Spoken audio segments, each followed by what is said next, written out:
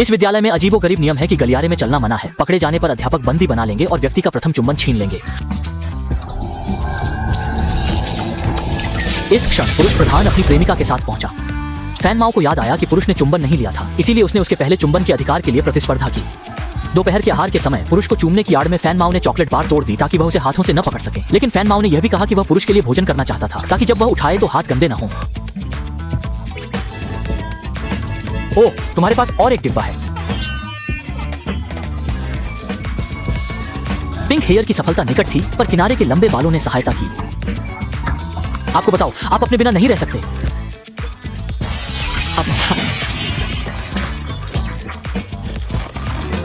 जब योजना असफल रही, फैन माओ दुखी होकर रो पड़ा। परंतु छेंग माओ को वहां एक मौका मिला। उसने पुरुष नायक की आंखें लाल देखी और पूछा कि कहीं उसे सर्दी तो नहीं है। यदि हाँ, तो वे सांस के माध्यम से रोग प्रेषित कर सकते हैं। इस प्रकार चूमने का कहते हुए लंबे बालों ने अग्रसर किया।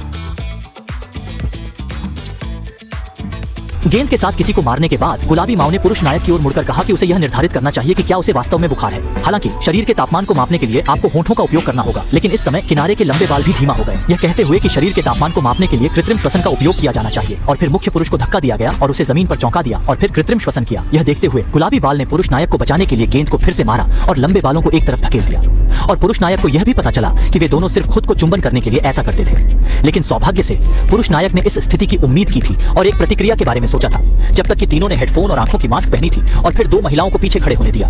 यूजी निवेश का तरीका बाएं और दाएं खर्च करने का निर्णय लेता था, जबकि पुरुष नायक खर्च करने का प्रमुख था। यादृच्छिक विवरण प्राप्त करता था। यदि संख्या अजीब थी तो वह दाएं से शुरू करता था, अन्यथा वह बाएं से शुरू करता था।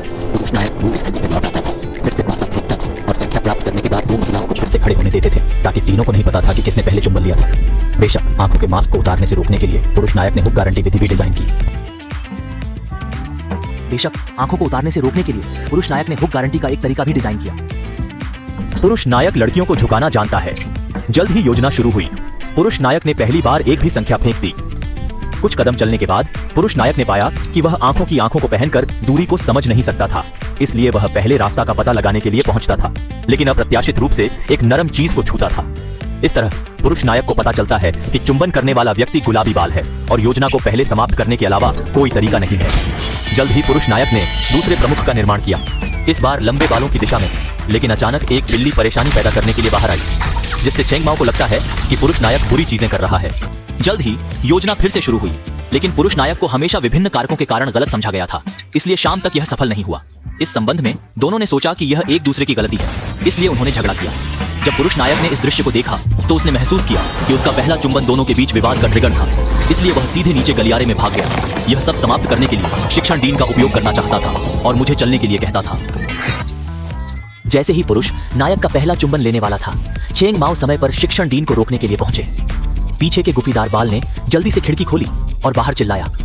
शिक्षा बोर्ड के निरीक्षकों को जल्दी आने के लिए कहा। यहाँ भेड़िया डिवीजन अपराध कर रहे हैं। मैं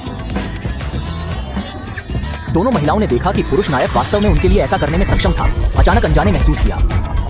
उस बातचीत के बाद आपराधिक मनोभाव का अनुभव हुआ तो सुलह का निश्चय हो गया।